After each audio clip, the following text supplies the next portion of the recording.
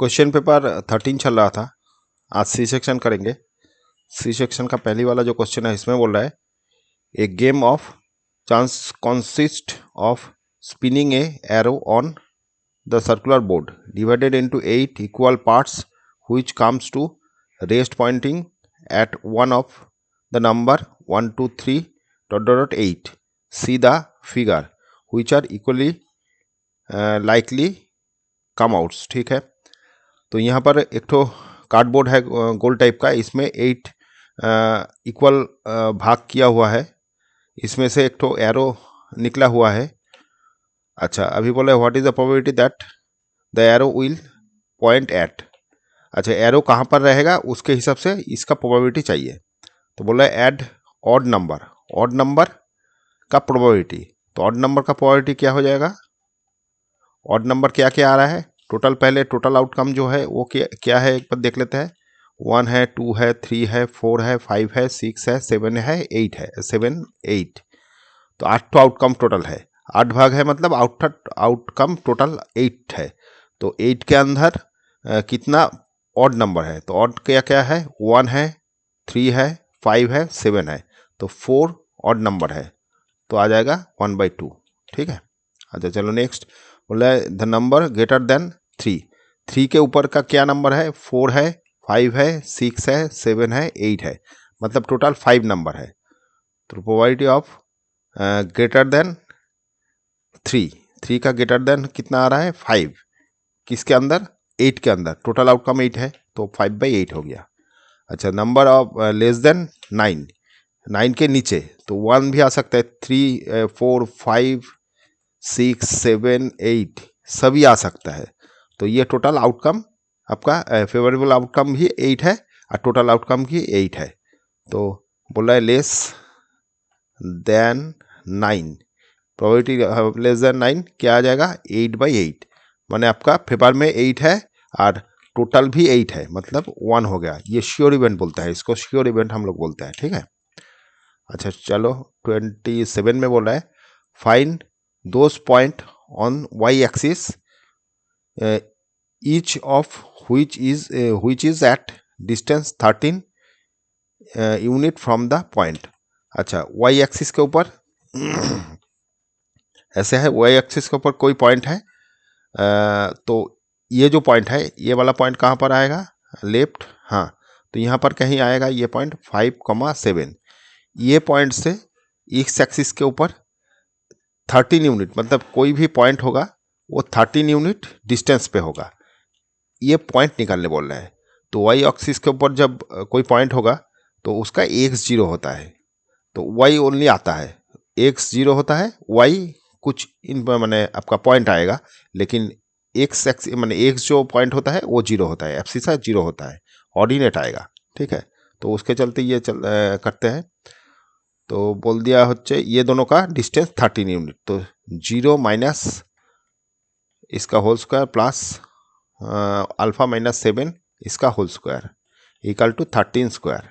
Distance formula use किया, distance 13 बोल दिया, इसीलिए यहाँ पर 13 स्क्वायर भी लिख दिया। तो ये आ रहा है 25, इधर आ रहा है alpha square minus 14 alpha plus 49 equal to 169। तो finally X alpha square minus 14 alpha, ये दोनों मिला के कितना हो रहा है? ये आ रहा है 5 और 9, मतलब हो गया 4, और इधर हो गया 6 7 और 169 इधर आ गया। तो alpha square minus 14 alpha plus ये माइनस आ जाएगा, 5 हो गया और 7, तो 3 इधर 9 95 आ गया। तो ये 95 आ रहा है। तो 95 को फैक्टराइजेशन कर लेते हैं, इसको फैक्टर करना है, 5 से करेंगे आ जाएगा कितना? 19। तो 5 और 19 तो नहीं आ रहा है, आपको 14 लाना है, तो कुछ गड़बड़ हो गया शायद। 25 अल्फा स्क्वायर 14 अल्फा 49 और इधर 169। ठीक है, तो ये दोनों मिला के आ रहा है 7 और इधर 7 हो गया, इधर 5 हो गया। ठीक है, ये इधर लेके आया तो इधर हो गया 5 और 14 3, इधर 9, 95 ही आ रहा है। अच्छा ठीक है, तो ये दोनों माइनस करने से 14 आ जाएगा, तो alpha square minus 90 alpha plus 5 alpha minus 95 equal to 0। तो फाइनली आ गया, अल्फा कॉमन ले लेते हैं, अल्फा माइनस 19 प्लस 5 कॉमन ले लेते हैं, अल्फा प्लस माइनस 19 0। तो अल्फा माइनस 19 एक तो हो गया, एक तो अल्फा प्लस 5 हो गया। तो फाइनली अल्फा का वैल्यू एक बार 19 आ सकता है, एक बार माइनस 5 आ सकता है।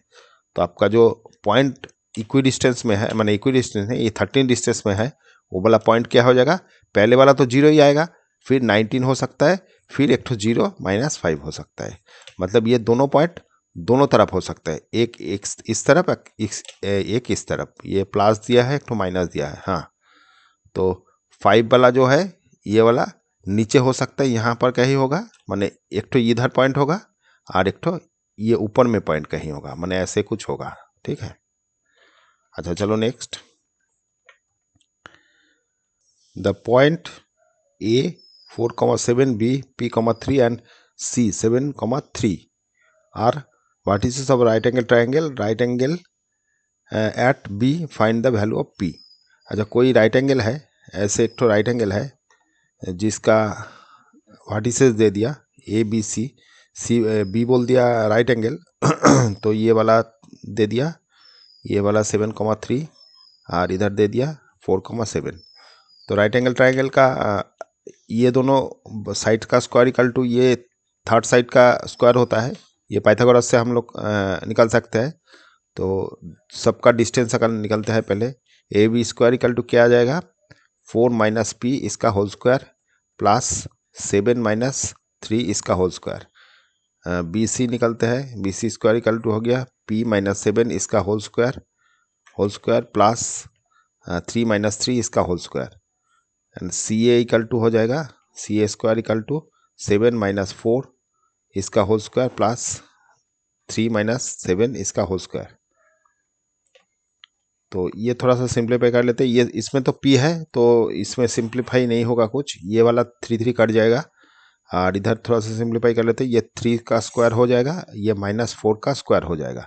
तो फाइनली 9 और इधर 16 तो आ जाएगा 25। तो सी ए स्क्वायर इक्वल टू 25 आ गया। तो हम लोगों का पाइथागोरस जो है, पाइथागोरस से हम लोग निकल सकते हैं A B square equal to B C square equal to A C square.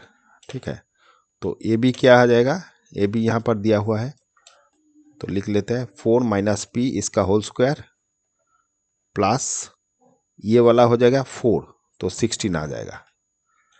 फिर बी सी इक्वल टू क्या है, पी माइनस 7 इसका होल स्क्वायर, और इधर तो 0 हो गया और बाकी ये 25 आ गया, सी ए सी बा सी ए 25 आ गया।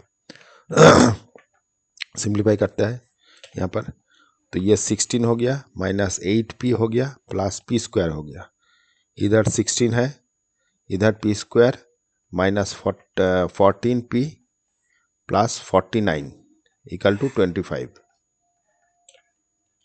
तो ये 16 32 हो गया, 32 और इधर 9 तो 32 इधर हो गया प्लस 49 हो गया, और ये इधर आ गया 25 इक्वल टू 0, और इधर क्या है 2p है, पी स्क्वायर 2 है तो लिख लेते हैं 2p स्क्वायर, और p जो है ये वाला मिला के क्या हो रहा है 14 और इधर 6 22p इधर प्लस, तो क्या आ रहा है फाइनल देखिए, इधर आ रहा है ये दोनों ये दोनों माइनस कर गए 24 आ जाएगा, ये दोनों माइनस करने से 24 32 है रहने दीजिए, 22p और 2p स्क्वायर, इसको ऐड करेंगे क्या आ जाएगा, हो गया 6 और इधर 5, तो फाइनली 22p स्क्वायर। यहाँ से एक तो 2 कॉमन ले लेते हैं तो p square minus 11p plus ये आ जाएगा 2 और 8 दूने 16, तो 2 से कर देते, 2 तो कटेगा नहीं, मतलब 2 उधर जाके 0 ही हो जाएगा। तो इसको फैक्टराइजेशन करते हैं, तो 28 को अगर फैक्टराइजेशन करेंगे 2 से करेंगे 14 आ गया, 2 से करेंगे 7 आ गया, तो 11 आना चाहिए। तो 7 प्लस 4 तो -7p minus 4p plus 28 equal to 0। यहाँ से p कॉमन ले लेते हैं तो p -7 आ गया, और इधर 4 कॉमन ले लेते हैं, p -7 आ जाएगा। तो p -7 एक टू फैक्टर हो गया और p -4 एक टू फैक्टर हो गया। तो फाइनली p का वैल्यू 7 आ गया और 4 आ गया। तो 7 और 4 दोनों ही हो सकता है। यहाँ पर देख लेते हैं, p का वैल्यू पूछा है, तो अगर ये जो पॉइंट है, ये वाला p जो पॉइंट है, ये बोल रहा है 7,3 और अगर 4,3 होता है तो भी ये सेटिस्फाई होगा। ठीक है, तो इसका बेसिकली ये जो पॉइंट है 7,3 और ये 4,4, तो एक ठो इधर हो सकता है, एक ठो ऑपोजिट में हो सकता है। ठीक है, तो p का 2 वैल्यू आया, लेकिन यहाँ पर 7 अगर 3 होता है, अच्छा 7,3 तो यही पॉइंट हो गया, यही पॉइंट हो जाएगा। तो 7,3 तो नहीं होगा, तो 4,4 ही हो सकता है। तो p का वैल्यू 4 ही आएगा। ये जो 7,3 आया, तो ये वाला तो ये पॉइंट शो कर रहा है, तो ये पॉइंट तो ऑलरेडी है, तो ये पॉइंट तो हो नहीं सकता, मतलब 7 इसका वैल्यू, p का वैल्यू 7 नहीं हो सकता, तो 4,4 ही होगा, मतलब ये 7 नहीं होगा, ओनली p का वैल्यू 4 आ जाएगा। ठीक है, अच्छा ठीक है, चलो नेक्स्ट प्रूव दैट। अच्छा, यहाँ पर दो ठो एक संग चलाया, अलग अलग कर लेते हैं। ये एक संग चलाया था, एक मिनट, ये थोड़ा सा बड़ा ही कर लेते हैं, नीचे में ले लेते हैं।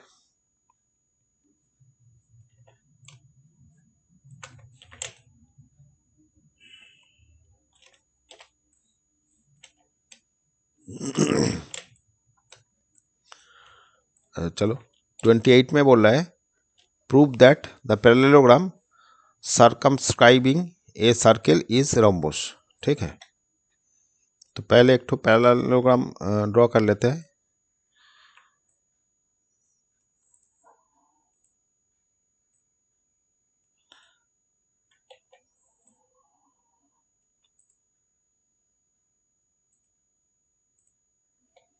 एक ठो पैरेललोग्राम हो गया,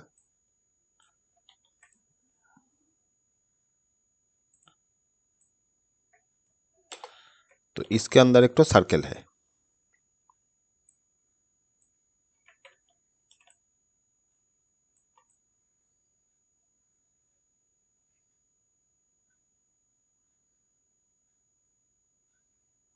चारों तरफ टच किया हुआ रहेगा। तो ये वाला रोम्बस पैरेललोग्राम जो है, इसको रोम्बस प्रूव करना है। तो एक ठो नाम दे देते हैं ABCD, और ये जो जहाँ पर टच किया हुआ है, यहाँ पर टच किया हुआ है, ये वाला नाम दे देते हैं MNOP। तो ये पैरेललोग्राम का प्रॉपर्टी क्या है, ऑपोजिट साइड इक्वल होता है, तो AD इक्वल टू BC हो गया, और AB is equal to DC हो गया। ये इसका प्रॉपर्टी है। अच्छा, अभी ये एक्सटर्नल पॉइंट है, माने ये एक तो एक्सटर्नल पॉइंट है जहाँ से दो टेंजेंट आया हुआ है जो सर्कल को टच कर रहा है, मतलब हम लोग लिख सकते हैं AM इक्वल टू AP, दोनों इक्वल होता है। फिर B पॉइंट से भी सेम चीज, यहाँ पर दोनों तरफ दो टेंजेंट है, तो ये इक्वल होगा।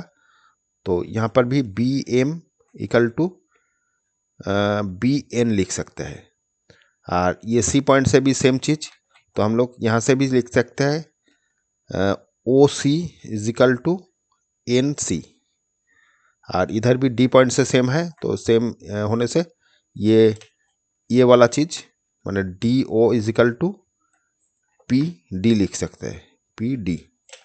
तो सबको ऐड करते हैं, तो AM देखिए, AM प्लस BM क्या आ जाएगा, ये टोटल AB, तो AB प्लस इधर आ गया कितना, OC और OD मिला के सी डी आ जाएगा, और इधर आ जाएगा ए एन, ए एन मतलब हो गया A P B N, A P और पी डी, मतलब ये दोनों मिला के क्या आ रहा है, ए डी, प्लस ये दोनों मिला के बी एन और एन सी, ये मिला के बी सी। तो फाइनली ये आ गया, और यहाँ से हम लोग A D equal to B C लिखे हैं और A B equal to D C लिखे हैं। तो ए डी के जगह ए बी के जगह डी सी लिख देते हैं, D C plus D C, और डी सी कौन सी वाला हो गया, डी सी ये वाला, और ए डी चाहिए तो ए डी रहने दीजिए, प्लस बी सी के जगह ए डी लिख सकते हैं, तो यहाँ पर भी ए डी लिख देते हैं। तो फाइनली हो गया 2 D C is equal to 2 A D, 2 cut गया, तो डी सी इक्वल टू आ गया ए डी, मतलब क्या आ गया, D C equal to A D, मतलब बगल बगल जो साइड है वो इक्वल आ गया। तो फ्रॉम 1 2 और ये 3 लिख लेते हैं। तो ये तीनों से हम लोग फ्रॉम 1 2 एंड 3 से क्या लिख सकते हैं, मैंने सब साइड इसका इक्वल है, A B equal to A B equal to B C equal to C D equal to D A. तो कोई पैरेललोग्राम का अगर सब साइड इक्वल होगा तो वो एक तो रोम्बस कहलाता है। तो ये फाइनली रोम्बस प्रूफ हो गया, रोम्बस प्रूफ्ड। ठीक है, तो ए बी सी डी एक रोम्बस प्रूफ्ड हो गया। ठीक है, अच्छा चलो नेक्स्ट। इसमें बोल रहा है in the given figure A B equal to 7 दे दिया, ए बी ये वाला 7 दे दिया, and B C equal to 9 दे दिया, बी सी इक्वल टू 9 दे दिया, ये 9 दे दिया। प्रूव दैट ये दोनों ट्रायंगल, ये दोनों नहीं, ए सी डी ये पूरा ट्रायंगल सिमिलर टू डी सी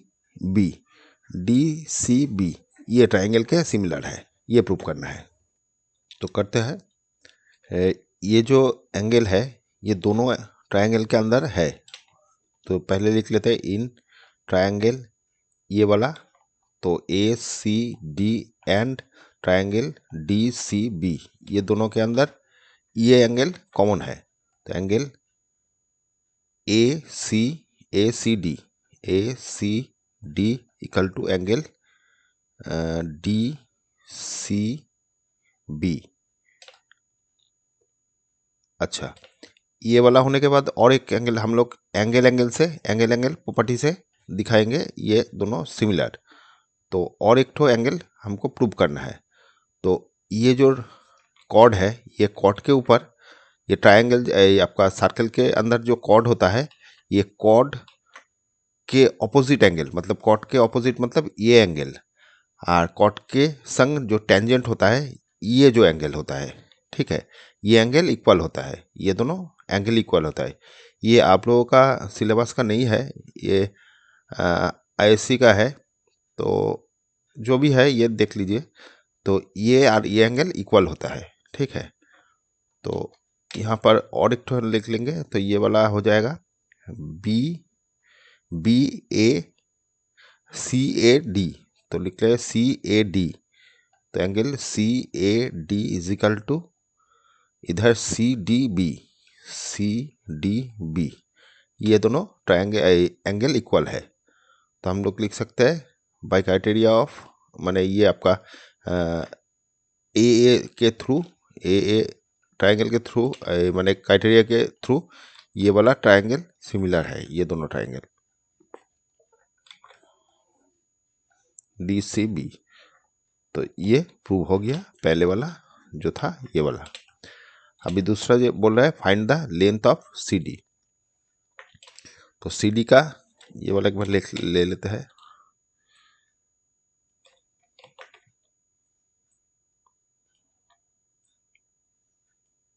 ये वाला पूरा ही कॉपी कर लेते हैं।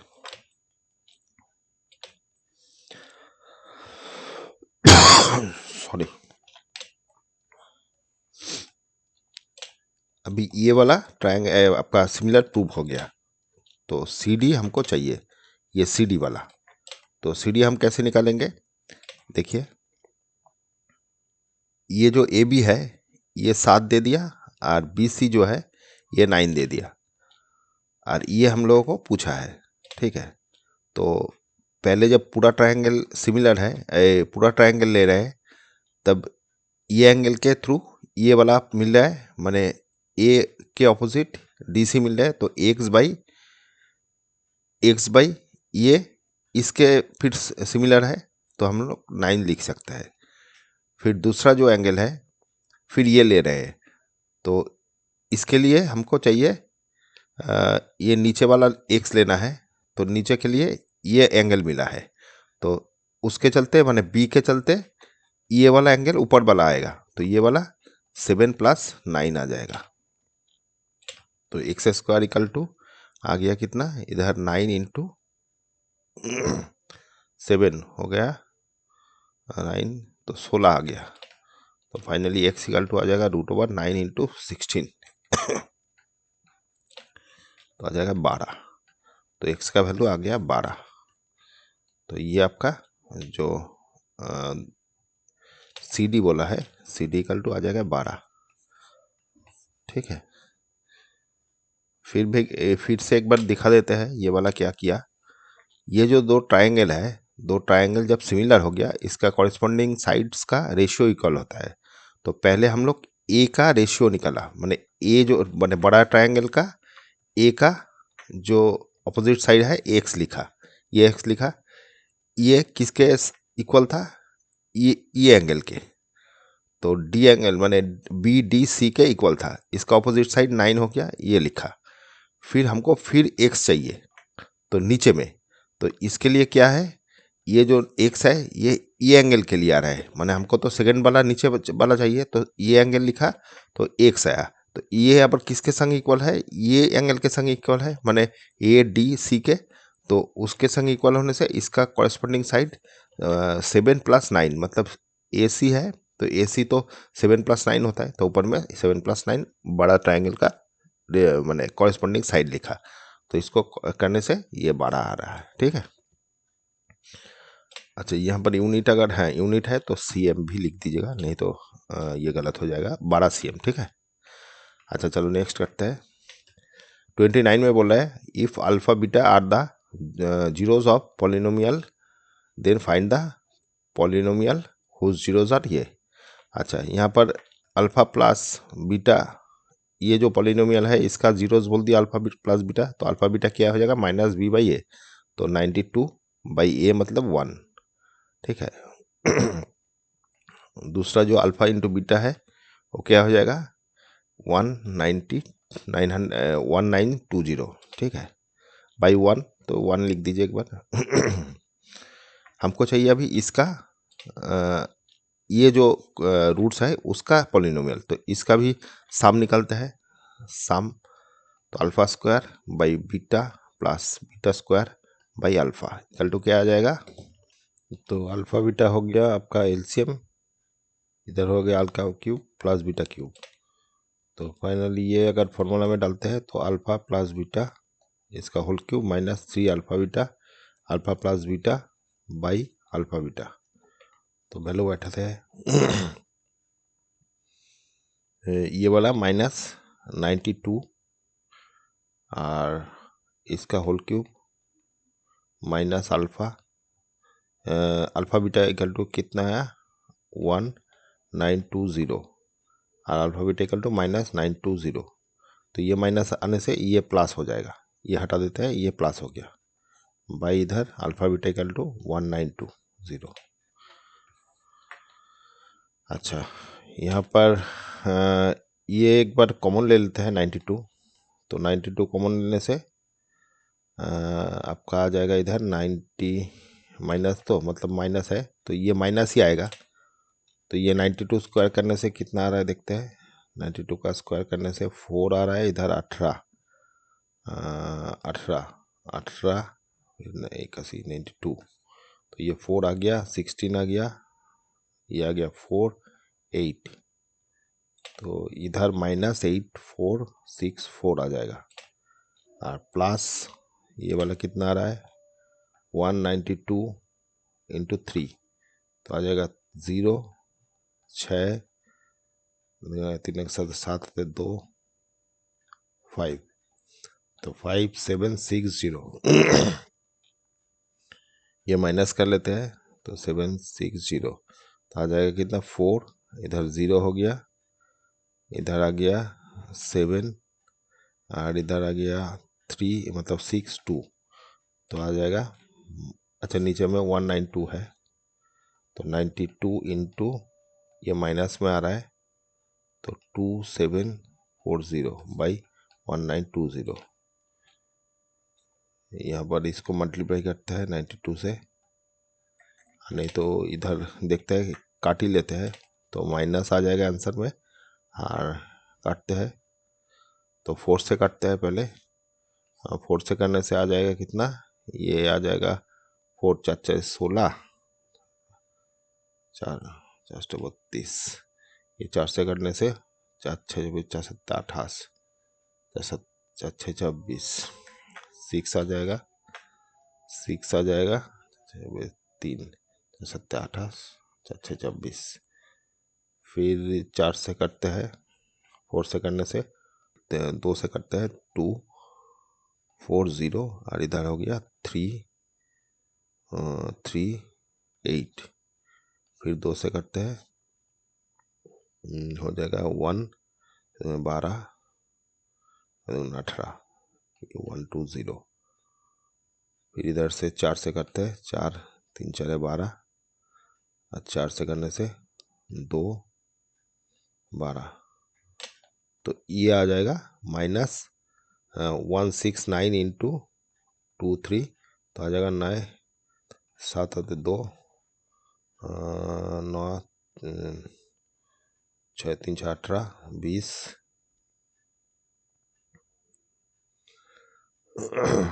तो 5 हो गया, और इधर 18 8 आते 1 12 13 3 आते 1 3 आ जाएगा, तो 7 8 8 3, तो फाइनली ये वाला आ जाएगा -3887/30, ये आपका अल्फा प्लान साम का वैल्यू आ गया। और प्रोडक्ट एक बार निकाल लेते हैं प्रोडक्ट क्या हो जाएगा, alpha square by beta into beta square by alpha, तो अल्फा अल्फा कट गया, बीटा बीटा कट गया, तो फाइनली अल्फा इंटू बीटा आ गया, अल्फा बीटा इक्वल टू आ गया आपका इसका वैल्यू ये वाला, तो 1920 ये आ गया अल्फा बीटा का मतलब प्रोडक्ट का।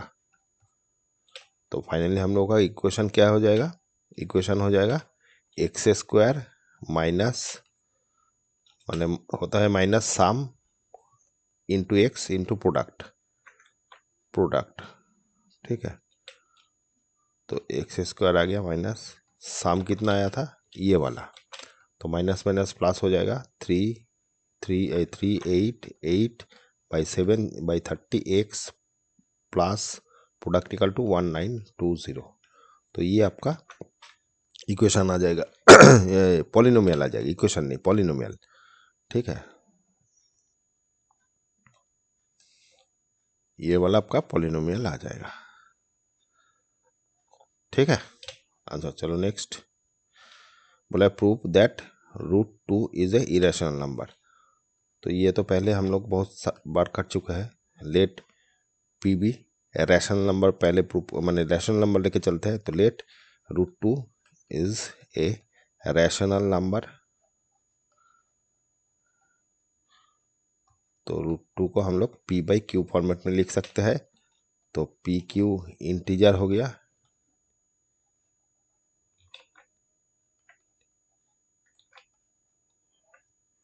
और pq को प्राइम नंबर है, को प्राइम नंबर, और q not equal to 0, both side को स्क्वायर करते हैं, तो 2 हो जाएगा इधर, और p² / q² हो जाएगा, फिर q² को इसके संग ले लेंगे, Q square equal to P square by 2। तो इसका मतलब हो गया P square divisible by 2, also P divisible by 2। तो फाइनली पी डिविजिबल बाई 2 होने से पी इक्वल टू हम लोग 2x पकड़ लेते हैं। तो आ जाएगा कितना, पी स्क्वायर के जगह 2x बैठेंगे तो इसका होल स्क्वायर हो गया बाई 2, इधर क्यू स्क्वायर ये हो जाएगा 4x स्क्वायर बाई 2, 2 काट दिया, क्यू स्क्वायर, फिर क्यू स्क्वायर के नीचे 2 लेंगे तो एक्स स्क्वायर। तो यहाँ पर फिर से Q divisible by Q square पहले लिखिएगा, Q square divisible by 2, also Q divisible by 2। तो यहाँ कॉन्ट्राडिक्ट हो रहा है, जे ये दोनों का ही 2 से डिविजिबल हो रहा है, तो कॉन्ट्राडिक्ट हो रहा है। ये जो हम लोग को प्राइम पकड़े थे, मतलब इसका दोनों का कोई कॉमन फैक्टर नहीं है एक के बिना। तो यहाँ पर देख रहे हैं 2 कॉमन फैक्टर आ रहा है, तो ये कॉन्ट्राडिक्ट हो रहा है। तो बेसिकली हम लोग का जो एजम्पशन था वो रॉन्ग था, तो हम लोग लिखेंगे तो फाइनली ये वाला इरेशनल नंबर, ठीक है, इरेशनल नंबर, ठीक है। अच्छा चलो नेक्स्ट। अच्छा 31 में बोला है in a violent storm a tree got bent by wind. अच्छा कोई स्टॉर्म आया है तो उससे कोई ट्री है जो वो बेंड हो गया, the top of the tree meet the ground at an angle 30 degree. तो कोई ऐसे एक तो ट्री था, तो यहाँ से कहीं से ये स्ट्रॉम आने के वजह से ये टूट गया मतलब यहाँ पर लगा हुआ है, तो ये ऊपर माथा जो है ये वाला, ये नीचे ऐसे ग्राउंड के संग 30 डिग्री एंगल कर रहा है, बोला 30 डिग्री एंगल कर रहा है। Whose distance is 30 metre from the root. तो ये रूट से ये 30 मीटर डिस्टेंस में टच कर रहा है। At what height from the bottom is did the tree bent. अच्छा ये जो पोर्शन है ये पूछा है, मैंने कहाँ से ये जो ट्री मैंने घूम ये जो बेंड हो गया कहाँ से हो गया था, मतलब कितने हाइट में। तो ये हाइट हम लोगों को पहले पूछ रहा है, what was the original height of the tree. तो फिर बाकी पूरा ट्री का भी हाइट पूछ रहा है। तो पहले एक बार छोटा हाइट जो है ये स्मॉल h ले लेता है और बड़ा हाइट h ले लेता है। तो ये जो ट्रायंगल है इसके चलते हम लोग tan अगर 30 निकालेंगे तो मिल जाएगा हम लोगों का ये वाला पोर्शन। तो tan 30 इक्वल टू क्या होता है, परपेंडिकुलर बाई बेस। तो हाइट बाई बेस हो गया 30, ये वाला 1/√3 है, तो एज इक्वल टू ये आ गया। तो फाइनली एज इक्वल टू आ जाएगा ऊपर में 30, रूट नीचे आ गया, रैशनलाइज कर लेते हैं, √3 से बोथ साइड को मल्टीप्लाई कर रहे हैं, यहाँ पर इंटू है, तो 30√3 हो गया और इधर 3 हो गया, 3 कट गया 10।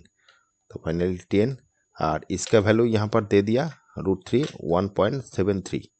1.73 तो करने से ये 10 से करने से 17.3 इतना सेंटीमीटर ना कितना है मीटर, इतना मीटर हो जाएगा। तो जो बेंड हुआ है वो 17.3 मीटर से बेंड हो गया, ठीक है। अच्छा दूसरा जो है ये पूरा हाइट बोला है कितना होगा, तो पूरा हाइट मतलब ये घूम के तो इधर आ गया, तो ये पूरा हाइट मतलब पूरा जो माने ये जो पोर्शन है ये वाला ये पोर्शन है। तो यहाँ से इसका अलग से एक तो निकाल लेते हैं, साइन अगर निकालेंगे, साइन निकाले या कॉस निकालने से सुविधा रहेगा, ये वाला और ये वाला का रिलेशन आएगा। तो cos 30 निकाल लेते हैं, cos 30 kilo base by hypotenuse. तो ये पोर्शन जो है ये वाला x पकड़ लेते हैं। तो cos 30 इक्वल टू क्या हो जाएगा, बेस बाई हाइपोटेनियस। तो ये cos 30 का वैल्यू क्या आ जाएगा, √3/2, इधर 30 हो गया x, तो x इक्वल टू फाइनली आ गया 60/√3। तो इसको भी रैशनलाइज करेंगे तो ये 30√3/3 आ जाएगा, तो 20 आ जाएगा, तो 20√3 हो गया। ठीक है, एक्स का वैल्यू 20√3। तो ये वाला हो गया 20√3, और ये वाला आया था, इसको अगर पहले एक बार पकड़ लेते हैं, ये वाला पकड़ लेते हैं। यहाँ पर जो आया था मैंने 10√3 आया था, तो एज को ये पकड़ लेते हैं। तो फाइनली जो टोटल हाइट है वो एच प्लस एक्स है। तो एच पहले जो आया था ये वाला ले लेता है 10√3, और एक्स जो अभी आया 20√3, इसको एक बार सम कर लेते हैं, फिर मल्टीप्लाई करेंगे। तो ये 30 हो गया, फिर अभी 1.73 से मल्टीप्लाई करेंगे।